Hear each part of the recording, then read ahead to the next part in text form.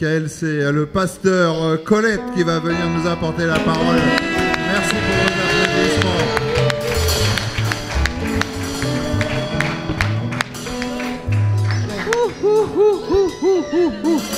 Alléluia. Amen. Laissez-moi souffler d'abord. Amen. Et respirer. Soyez les bienvenus au nom de Jésus. Amen. Dans sa maison. Bonjour mes frères et sœurs. Ce matin, j'ai la responsabilité de vous apporter un message qui, j'espère, va nous édifier tous. Je vous ai entendu déclarer la parole. Je vous ai entendu le faire avec votre cœur. Et je sais qu'il y a encore des gens dans leur cœur qui doutent. Tout simplement, nous savons que beaucoup d'entre nous sommes encore des pauvres spécimens dans ce monde, alors que dans le royaume de Dieu, nous sommes des princes et des princesses pour présenter le royaume de Dieu sur cette terre. Alléluia. Osée, au verset 4, au chapitre 4, au verset 6, Dieu nous dit: mon peuple périt parce qu'il lui manque la connaissance. Il lui manque la connaissance. Aujourd'hui, je viens attirer ton attention et mon attention sur le fait que nous avons un héritage certain en Jésus-Christ. Alors, le thème de mon message aujourd'hui, c'est « Viens ». Viens. Toi qui me regardes aujourd'hui, viens et marche dans ton héritage. Lorsque j'étais enfant, je parlais comme un enfant, je pensais comme un enfant, je raisonnais comme un enfant, parce que j'étais enfant. Et lorsque aujourd'hui je suis devenue grande, mature, j'ai laissé de côté tout ce qui était de l'enfant. Aujourd'hui, je veux parler à l'enfant, mais aussi à vous qui êtes adultes. Alléluia. Lorsque nous venons dans la maison de Dieu, c'est pour acquérir une connaissance. C'est pour, au final, faire quoi? Connaître qui nous sommes exactement en Jésus-Christ. Dans ce monde, nous héritons des choses de nos parents. Papa a bien travaillé durant toute sa vie. Lorsqu'il part, il va me léguer tout ce qu'il a travaillé. Les maisons, sa fortune, sa voiture, sa sagesse aussi, souvent, il nous redonne tout cela. Mais nous, en tant qu'enfants de Dieu, est-ce que vous savez que nous sommes enfants de Dieu? Est-ce que, demande à ton voisin, à la personne qui est à côté de toi, est-ce que tu sais qui tu es? Est-ce que tu sais qui tu es? Oh, c'est timide ça.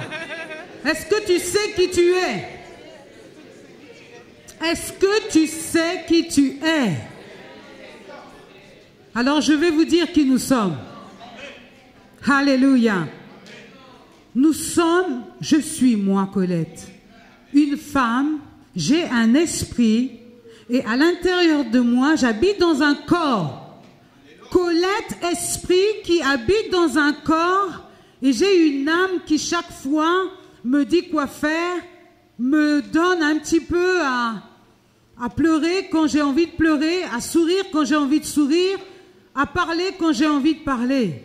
C'est le disque dur, l'âme. C'est lui qui chapeaute un petit peu ma vie.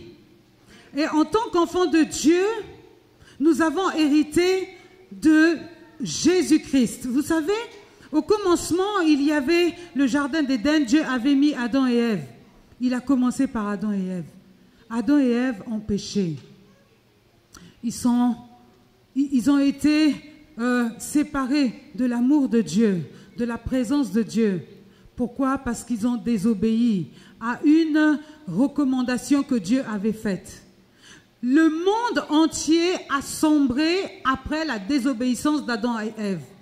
En Éden, nous étions nés pour régner, pour commander, pour gouverner. Et lorsque Adam et Ève ont péché, nous avons perdu cette grâce-là, notre héritage. Dans ce monde, c'était les ténèbres. Dieu n'a pas voulu que nous soyons perdus. Alors, qu'est-ce qu'il a fait? dans son amour, il a envoyé sa parole. Sa parole, c'est lui. Sa parole s'est manifestée dans un corps qu'on appelle Jésus. Jésus est arrivé, il nous a donné sa parole. Il nous a dit qui nous étions. Il nous a redonné la place que nous avions d'antan. Alléluia. Nous qui étions perdus à cause de nos péchés, à cause de notre façon méchante de vivre, Dieu a dit non, je ne vais pas les laisser périr comme ça. Je vais leur donner mon fils. Mon fils va venir, il va payer pour eux. C'est pour cela que nous avons été nés de nouveau. Celui qui accepte Jésus-Christ comme son Seigneur et son Sauveur devient enfant de Dieu. C'est pour cela que nous avons un héritage. Pas seulement un héritage physique qui sort de nos parents, mais nous avons un héritage spirituel. Cet héritage spirituel, c'est Jésus qui nous l'accorde par la mort, sa mort à la croix de Golgotha. Vous savez, lorsqu'il est mort, il est descendu aux enfers. Il est descendu aux enfers, non pas pour aller se promener. Il est allé parler à ceux qui étaient morts au temps de Noé. Il est allé leur apporter la parole qu'il nous a apportée. Il a dit, je veux que tout le monde soit sur le même pied d'égalité. Qu'il n'y ait pas de différence. Alléluia. Parce qu'on peut se dire, mais comment? Tous ceux qui sont morts là-bas, là, comment ils vont faire? Ils n'ont pas vu Jésus. Ils n'ont pas accepté Jésus. Si, Jésus est descendu pour leur dire, eh oh, j'ai donné ma vie pour vous. Vous voyez, je suis mort, je suis descendu pour vous parler de moi, afin que vous aussi, vous ayez la vie et que vous puissiez hériter de ce que j'ai laissé à l'humanité. N'est-ce pas une bonne chose? Alléluia! Jésus-Christ. Alors vous allez me dire, mais Colette, c'est bien beau, tu dis je suis enfant de Dieu, mais qui le prouve? Eh bien si, Romains au chapitre 8 du verset 16 à 17 nous dit quelque chose, je vais le lire afin de gagner le temps.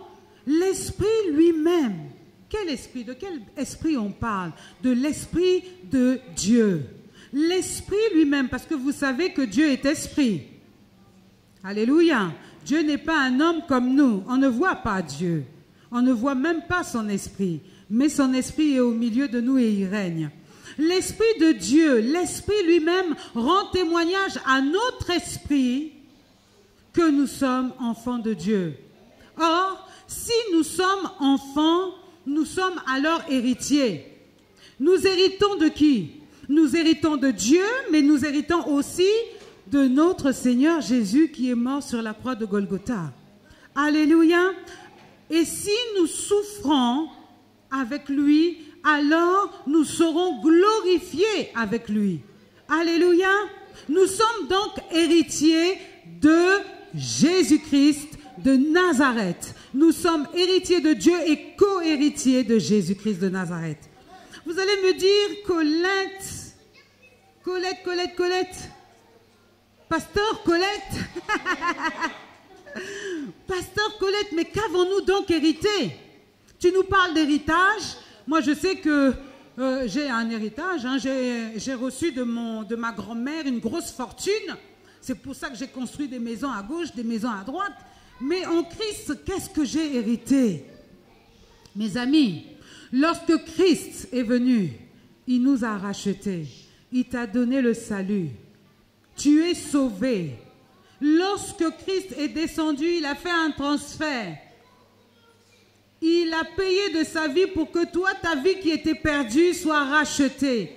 Tu as été racheté à grand prix, au prix du sang de Jésus. Donc aujourd'hui, lorsque tu acceptes Jésus dans ta vie, on dit que tu es né de nouveau. Vous savez, Nicodème, il était allé vers Jésus en disant, il posait une question à Jésus en disant, mais Rabbi, maître, dis-moi, est-ce que moi qui suis comme ça vieux, je peux encore rentrer dans le ventre de ma mère à mon âge? Jésus lui dit, non, ce n'est pas de cette naissance-là que je parle. Je parle de la naissance de ton esprit, de ce que tu es véritablement. La chair que tu vois là, c'est pas celle-là qui doit naître de nouveau. Elle va être travaillée afin qu'elle obéisse à l'esprit nouveau que tu as maintenant. D'accord? Parce que lorsque vous êtes né de nouveau, l'esprit de Christ est venu sceller avec votre esprit à vous. Maintenant, ce n'est plus vous qui vivez, mais c'est l'esprit de Jésus qui vit en vous. Donc vous avez reçu le salut. Alléluia. C'est votre premier héritage. Maintenant, qu'est-ce que vous avez encore reçu? Le salut, je vais revenir un peu parce que c'est important. Le salut, c'est la vie éternelle. La vie éternelle, la vie Zoé, la vie qui ne meurt pas. Vous savez, lorsque nous allons mourir, ce corps-là, c'est le corps qui sera enterré. Mais l'esprit, ton esprit vit éternellement. C'est pour cela que je me dis, les gens qui ont peur de la mort n'ont rien compris. La mort, c'est je me sépare de ce corps pour revêtir le véritable moi que je suis, esprit. Et donc, je vivrai éternellement. Alléluia. Qu'est-ce que j'ai encore reçu, Colette? Qu'est-ce que nous avons encore reçu? Demande à ton voisin, qu'est-ce que nous avons encore reçu? Qu'est-ce que nous avons encore reçu? Qu'est-ce que nous avons encore reçu? Jésus. Alléluia.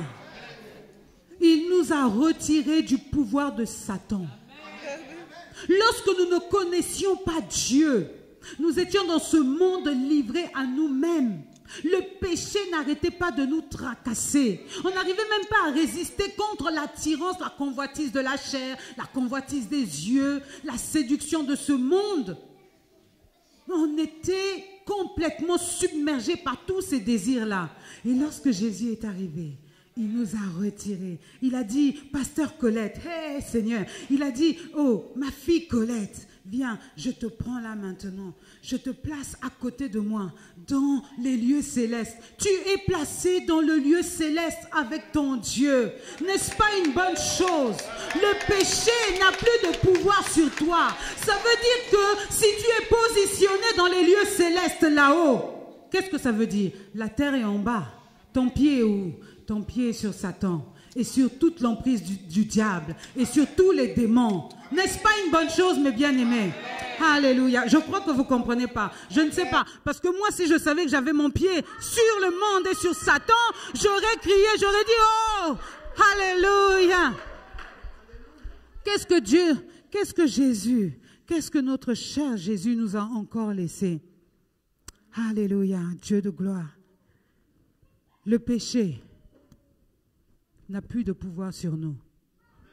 Le péché n'a plus de pouvoir sur nous. Là où Satan vient nous tenter, aujourd'hui, avec l'Esprit de Dieu que nous avons en nous. Vous savez, l'Esprit de Dieu, il sert à quoi? Il sert à nous convaincre de péché, de justice et de jugement. Lorsque vous avez envie de pécher, est-ce que vous avez déjà fait l'expérience? Quand vous avez commis un péché, qu'est-ce qui se passe dans votre cœur? Vous êtes mal. Votre cœur vous condamne. En tant qu'enfant de Dieu, lorsque nous péchons, notre cœur nous condamne. Il m'est arrivé ça une fois. Avant de traverser l'année 2021, j'étais pris dans un truc là. Oh mes amis, c'était chaud. J'étais enfant, je suis enfant de Dieu. J'ai senti ce que ça voulait dire quand ton cœur te condamne. Quand ton cœur te condamne, tu as une tristesse selon Dieu. Tu te dis, mais comment je fais, moi qui suis enfant de Dieu? Comment j'ai pu encore tomber dans cette folie-là? C'est pas possible. Non, mon Dieu. Mais Dieu est bon. Dieu est bon. Il a mis au-devant de moi ma soeur qui me dit, non, va demander pardon à la personne. Va demander pardon à la personne. Lorsque tu vas demander pardon à la personne, tu vas voir comment ton cœur va être léger. Le soir même, je n'ai pas dormi parce que je voulais tellement que le matin se lève pour que j'aille vite demander pardon à ce monsieur-là que j'avais offensé. Et quand je suis venue lui demander pardon, mes amis, la puissance du pardon. Il m'a tellement pardonné, on s'est fait du bien mutuellement parce qu'il était déçu, j'étais honteuse, confuse. Et quand j'ai ouvert mon cœur, il m'a pardonné. Et franchement, j'ai traversé l'année là. Waouh, j'étais dans les anges quoi. Il n'y a rien qui me condamnait, j'étais contente. Donc Dieu nous a permis de lutter. Nous avons le pouvoir contre le péché, contre tout ce qui nous condamne. Vous savez, la santé divine, on parle souvent, oui, j'ai la santé divine, j'ai la santé. Vous l'avez la santé divine. Est-ce que vous savez que vous avez la santé divine? On va lire Ésaïe 51 au verset 5. Nous avons hérité de la santé divine. Nous avons hérité de la santé divine. Je vais lire. Cependant, ce sont nos offenses qu'il a portées. C'est de nos douleurs qu'il s'est chargé. Nous l'avons considéré comme puni, frappé de Dieu et humilié. Mais il a été blessé pour nos péchés, brisé pour nos iniquités. Le châtiment qui nous donne la paix est tombé sur lui, et c'est par ses meurtrissures que nous sommes guéris. Est-ce que nous pouvons répéter? Et c'est par ses meurtrissures que moi, j'ai été guéri. Chacun, c'est par ses meurtrissures que je suis guéri. Il n'y a aucune souffrance qui soit au-dessus de la mort de Jésus. Il n'y a aucune blessure qui soit au-dessus de la mort de Jésus. Sur cette terre, Jésus a payé le prix. Il a mis le point final. Il a mis le point final. Aucune maladie, aucune blessure, aucune souffrance n'est au-dessus de ce que Jésus a souffert sur la croix de Golgotha. Alléluia. Alléluia. Mais vous savez, le diable, c'est le diable qui nous ment, parce que Jésus a tout accompli. Et ce qu'il a dit, c'est la vérité. Alléluia. Nous avons la prospérité et l'abondance. Vous savez, nous sortons d'un père qu'on appelle Abraham. Abraham était une figure de Jésus. Abraham, c'est le père des pères de la nation. C'est lui qui a été envoyé, qui a reçu la vision de la multitude des nations qui auraient donné la vie à Jésus que nous sommes aujourd'hui. Nous sommes cette multitude qui sortons du sein d'Abraham. Nous sommes les enfants, les fils d'Abraham. Et Abraham était riche et fort riche. Si Abraham était riche et fort riche, alors nous sommes aussi riches et fort riches. Ou bien, Abraham, le père d'Abraham, c'était Dieu. Si Dieu était le père d'Abraham et que nous, par l'obéissance, la foi d'Abraham, nous avons été mis au même pied d'égalité qu'Abraham, parce que c'était un homme comme nous, il n'était pas plus que nous, il était un homme qui avait les mêmes besoins que nous. Il avait la même nature que nous. Et vous savez, Dieu a donné à Abraham l'onction des affaires. Mes amis, Dieu a donné à Abraham l'onction des affaires. Nous avons aussi l'onction des affaires. Dieu est créateur, nous sommes aussi créateurs. Souvent dans l'église, on voit des gens qui s'apitoient sur leur sort en disant « Oui, moi je ne peux rien faire, je ne sais rien faire. » Tu te trompes, mon ami. Tu te trompes, mon frère. Tu te trompes, ma sœur. Tu as reçu le don de la création. En toi réside toute la sagesse divine.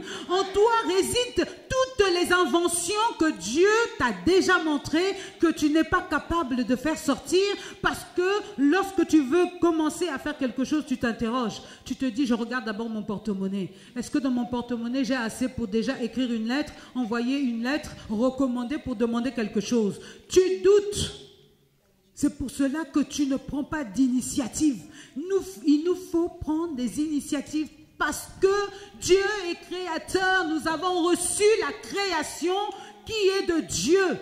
Dieu nous a montré déjà ce qu'il y avait dans le ciel. Comment cela se fait-il que des païens qui ne connaissent pas Dieu nous pendent, nous fabriquent, nous sortent des choses merveilleuses qui sont tellement beaux?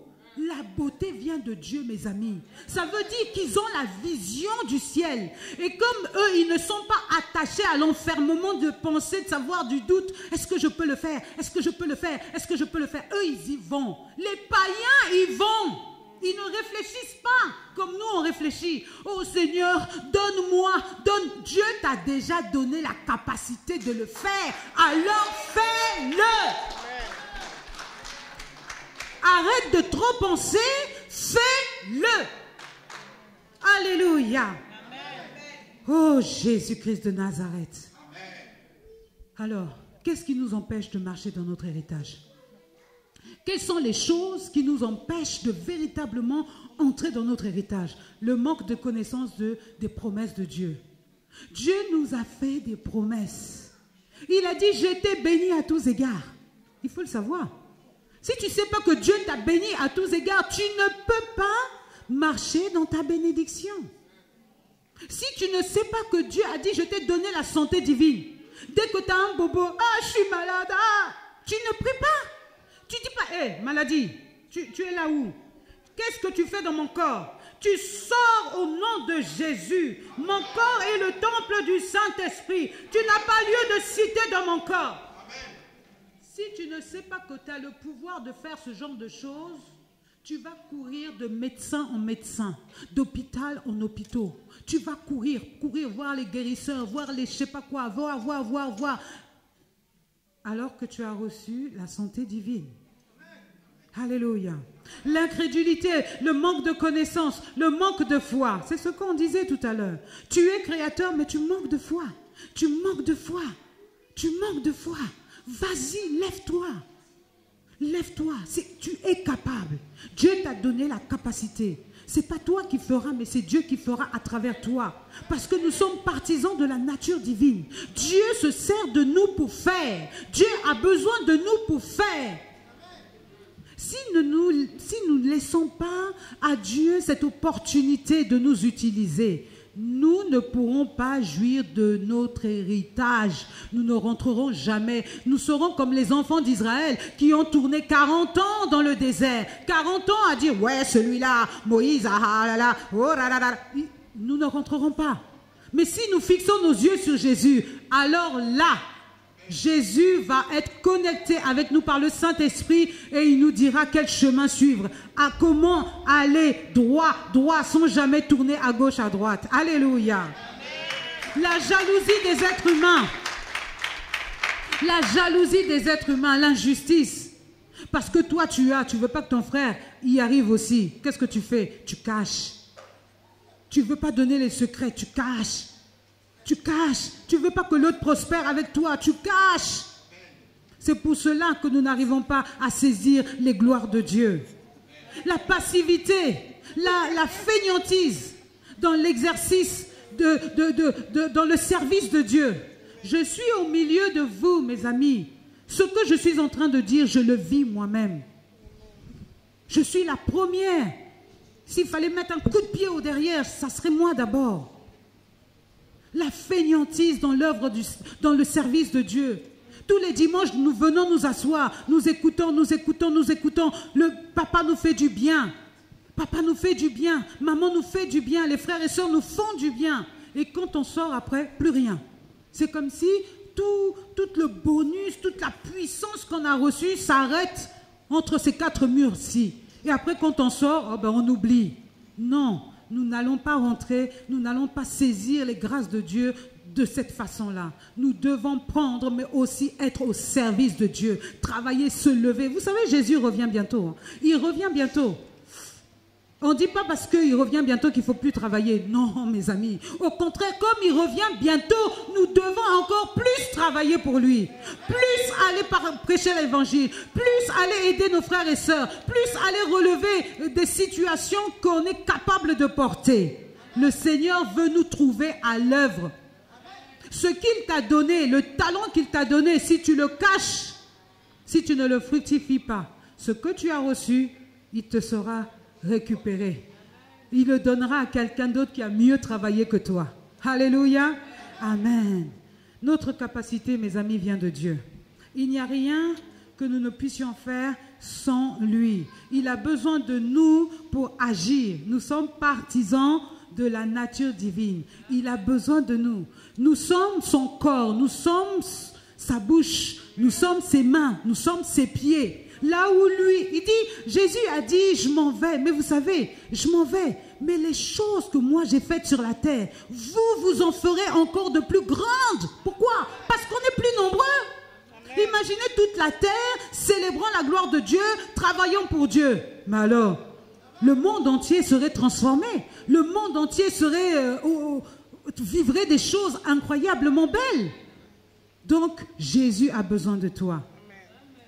Amen. Alléluia. Alors, la question, c'est comment jouir alors de notre héritage? Comment saisir cet héritage? 1. Nous devons naître de nouveau. C'est la condition sine qua non. Tu ne peux pas hériter de quelqu'un que tu ne connais pas. Tu ne pourras pas hériter des grâces de Dieu si tu n'as pas accepté son Fils Jésus-Christ. Il est dit que Jésus est le chemin, la vérité et la vie. Nul ne va au Père que par lui. Maintenant, toutes les autres considérations, de savoir, ouais, mais qui vous dit que vous avez raison? Retiens ce que la parole de Dieu te dit. Jésus est le chemin, la vérité et la vie. Donc tu dois l'accepter. Lorsque tu l'acceptes, tu es déjà entré dans la maison de Dieu. Lorsque tu rentres dans la maison de Dieu, il faut que tu marches droitement. Tu aies une vie de sanctification. Parce que Dieu déteste le péché. Un pécheur ne pourra pas bénéficier de son héritage. Dieu est juste, il n'est pas injuste. Il est vraiment le Dieu de la justice. Aucune injustice ne rentrera dans son héritage. Alléluia. Pas de magouille, pas d'impureté, pas de traficotage. Non, Dieu est vrai. Il veut que nous soyons vrais. Alléluia. Connaître les promesses de Dieu. Connaître les promesses de Dieu afin de les faire descendre. Comment? Dans notre Église, nous proclamons la parole de Dieu. Notre bouche, c'est la bouche de Dieu. Nous sommes créateurs. Comment créer si tu ne parles pas? Comment veux-tu faire naître quelque chose si tu n'enfantes pas? Tu dois créer. Qu'est-ce que tu veux dans ta vie? Qu'est-ce que tu désires faire? Qu'est-ce que tu désires? Si tu dis, oh mais moi je veux devenir un superbe chanteur. Cependant, je ne chante jamais. Je n'apprends aucun chant, je ne chante jamais et je veux devenir chanteur. Ah, Dieu dit non. Dieu dit non. C'est parce que tu as envie, tu commences à faire quelque chose, la grâce de Dieu se déverse sur toi et Dieu te propulse vers la hauteur. Mais si tu ne parles pas, si tu ne déclares pas dans ta vie, je veux devenir cela pour chanter à la gloire de Dieu, pour manifester la gloire de Dieu. Seigneur, je veux devenir une grande chanteuse. Comme ça, lorsque je vais prier, par ma voix, les malades vont être guéris, les morts vont être ressuscités. Dieu dit, oui, j'aime ça, j'aime trop ça. Alors je te donnerai ce que ton cœur désire. Et Dieu te donne la voix. Et lorsque Dieu te donne la voix, c'est une voix qui porte.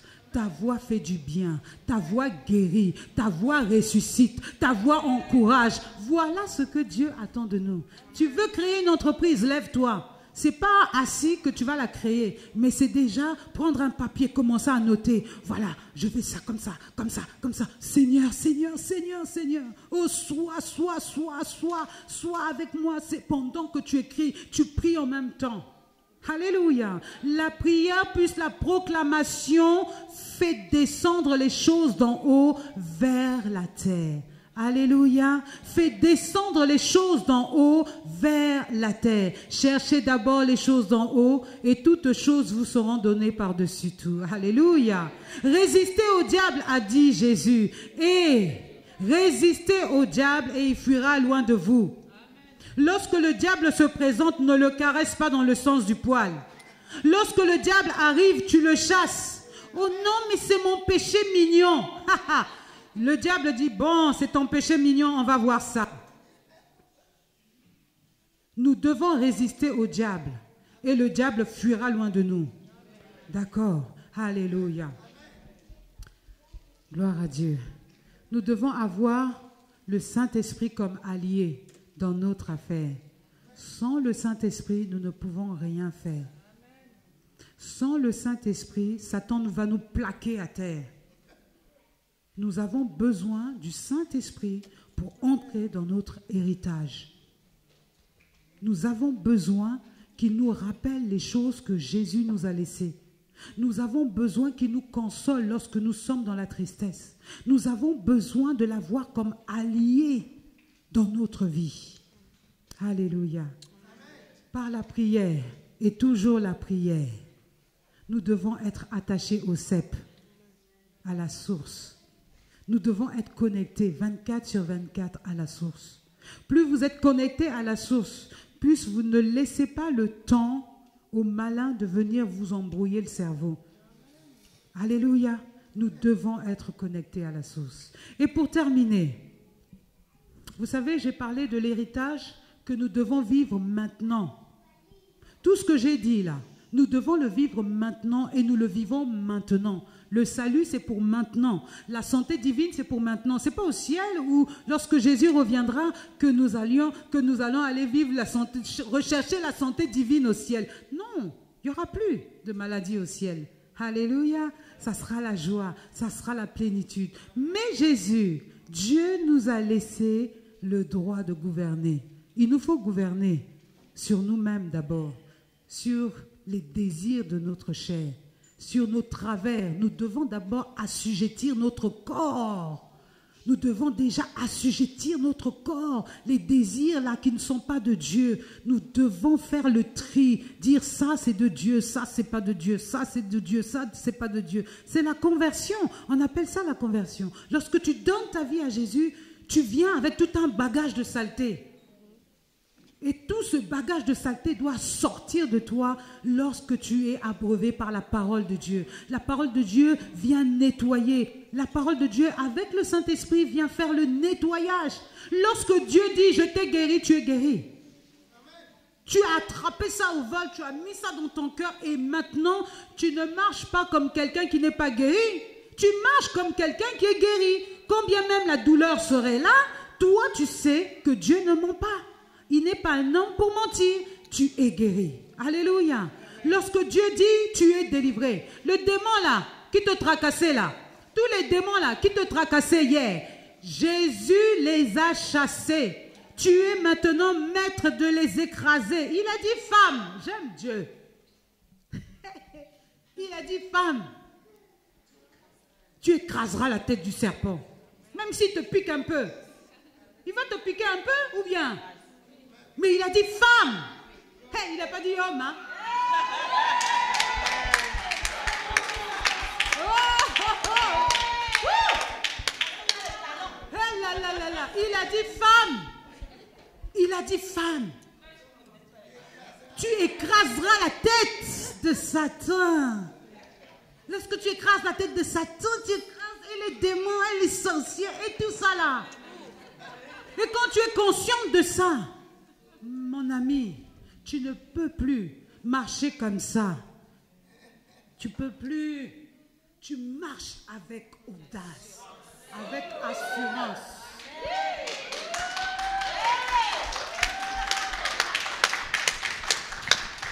Parce que tu sais qui tu es et tu sais ce que tu as hérité de Dieu.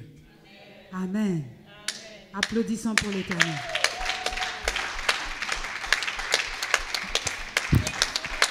Acclamons le message pour l'Éternel. Nous avons l'héritage. C'est pour nous. C'est pas pour le voisin. C'est pour nous. C'est pour toi. C'est pour toi. Alléluia. Mon ami. Alléluia. Amen, amen, amen.